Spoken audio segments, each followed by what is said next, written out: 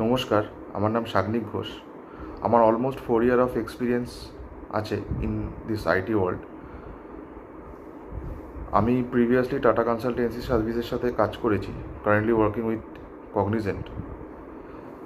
তো আমি কিছু বলতে চাই ফ্রেশারদের জন্য, বা যারা 2025 কি 26-এ পাস আউট হবে।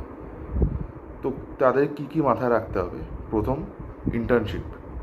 যে কোনো স্টার্ট আপস বা যে কোনো মিড সাইজ ফার্ম বা যে কোনো ফার্ম বা এমএনসিতে অ্যাটলিস্ট ট্রাই করো 6 মান্থের একটা ইন্টার্নশিপ করার। সেটা আনপেড হতে পারে বা পেড হতে পারে বা যাই কিছু। ইন্টার্নশিপ করে একটা ইন্টার্নশিপ সার্টিফিকেট নেবে, ঠিক আছে?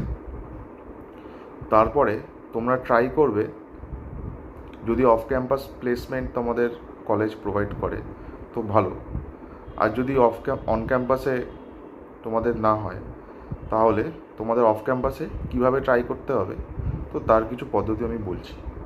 প্রথমে তোমাদের কিছু কিছু এক্সামস মাথায় রাখতে হবে, যেরকম ইলিটমাস এক্সাম, এমক্যাট এক্সাম, টিসিএস এনকিউটি এক্সাম, ঠিক আছে? তাছাড়া নকরি, ইনডিড এসব জব পোর্টালসে তোমাদের সিভি আপডেট করে রাখতে হবে, ঠিক আছে? তার সাথে সাথে আরেকটা কাজ করতে পারো, এনপিটিইএল থেকে তোমাদের সাবজেক্ট অফ ইন্টারেস্ট রিলেটেড কিছু কোর্সেস বা সার্টিফিকেশান করে রাখতে পারো। এনপিটিএলের ভ্যালু খুবই বেশি, তার কারণ এইসব সার্টিফিকেশান আইআইটি বলো বা গভর্নমেন্ট কলেজেস বলো, এরা দেয়, ঠিক আছে? তাতে তোমাদের সিভিতে ওয়েটেজ আসবে।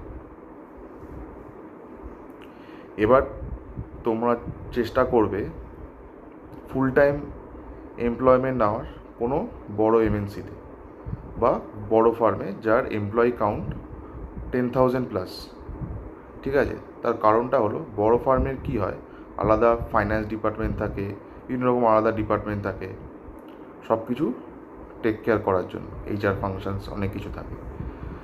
তো তোমাদের প্রতি মাসে প্রপার তোমরা পে স্লিপ পাবে, পিএফ স্টেটমেন্টস পাবে, তোমাদের প্রপার ফর্ম 16 থাকবে, ঠিক আছে? এগুলো থাকবে, যেটা অনেক ছোটো ফার্মের ম্যানেজ করা অসুবিধা হয়, ঠিক আছে? আর মাথায় রাখতে হবে, কোনো কোর্সের জন্য বেশি পয়সা খরচ না করা, যেরকম data science, data analytics, full stack course, ঠিক আছে? কারণ ফ্রেশারদের আগে যে কোনো কোম্পানিতে আগে ঢুকে ট্রেনিং নেওয়া খুব দরকার।